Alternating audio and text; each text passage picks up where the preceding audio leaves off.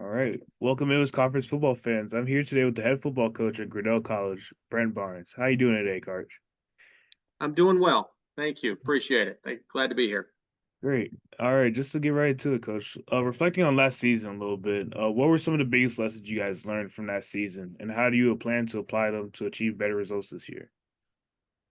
Um, Good question. Our team felt we were better than in 23 than we'd been in 22 and 21. The win-loss record didn't show it, but I think some of the results on the field reflected that, especially as the year went along. And I think our team has kind of doubled down a little bit in the off season to start to hopefully change the win-loss record with regards to that. So we feel confident going into the year, and we're looking forward to getting to camp here in a few weeks. Yeah, yes, sir, definitely. So the next question I have for you is, how do you adapt your coaching philosophy to align with the strengths and weaknesses of your roster each season? Well, we'll change. We have some pretty bright kids, so we'll change schematically year to year based on the talent that we bring in. Both sides of the ball, even special teams to an extent. That's probably a little bit more consistent over time than the other two, than offense and defense. But I think that's probably the main thing we do. Um, like I said, I think we have better football players in general than we had, say, 3 years ago. So I think we can coach them a little bit harder. If you're looking for just more of a day-to-day basis, we'll do that quite a bit too. Definitely. Gotcha. And for team culture wise, Coach, how would you describe the current culture within the team? And what specific actions have you taken to change or shape that? Yeah, good question. For us, when I got here 4 or 5 years ago, the culture was pretty non-existent. There's no really nice way to say that. Mm. And it has taken time to build that. Just because you have guys who are here with a different staff, really, frankly, a different philosophy. Um, and we still needed those guys. We couldn't just kick them off the team or whatever. They're not buying in. So there's just been a slow sea change where we've gotten our recruits in, not just me, but the current staff.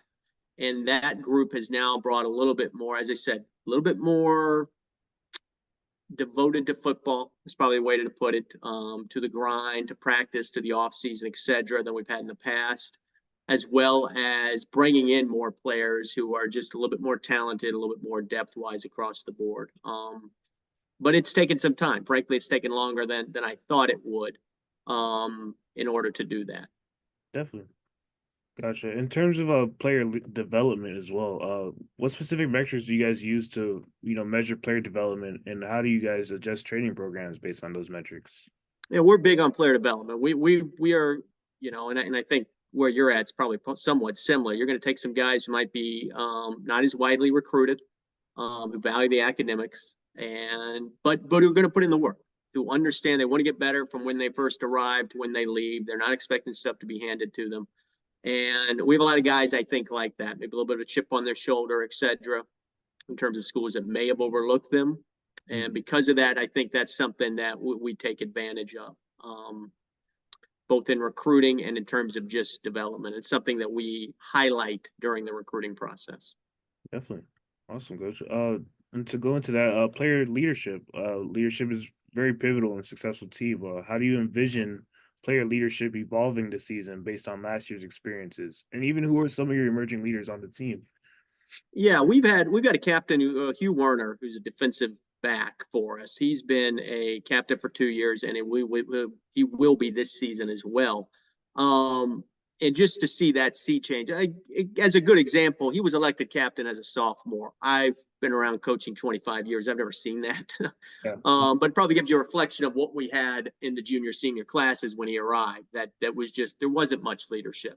Yeah. And the leadership has finally, I think, come full circle. I think for the first time, this is the season where we feel like a legitimate varsity college football program. There's still some holes to fill. We're not a finished product by any stretch, but it is starting to look like a functional college football program. And I think that's the part we're excited with. A lot of the building to get out of the hole that we were in 5 years ago, we're not doing anymore. We're getting to do the things other programs around the country get to do, which is, hey, you're not really what we're looking for. 3 years ago, we were taking anybody who could get in, obviously, but with a pulse, we're not doing that. We're being a lot more selective in the process, and that's helped. because Yep. you're bringing in kids that are buying into what you're looking for, as well as I said, a big part of what we look for in recruiting is do you care about football? Obviously, they care about the academics, but do you care about football program? Is making your mark here, is being a part of this important to you? And it's something that we kind of guide through the recruiting process pretty well. We're able to do that and actually select people based off that. So that's a change that, frankly, from even 18 months ago. Awesome. Definitely, coach. Just a few more questions here. Fan and community engagement. How important is fan support and community engagement for your team, and how do you plan to foster that this season?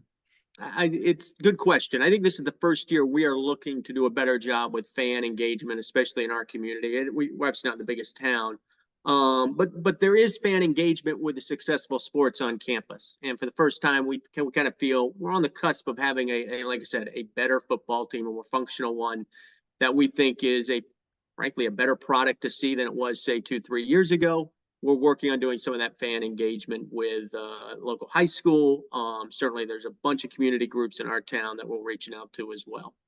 Nice. Awesome, coach. And just the last thing here for us today is any memorable moments. Just talk about some of your favorite moments coaching your team during your tenure. Oh, good question. The first win over Lawrence was big. 3 years ago, beat them in overtime at our place. I think it kind of at least, hey, we're back, Yeah, at least alive with regards to that. Um,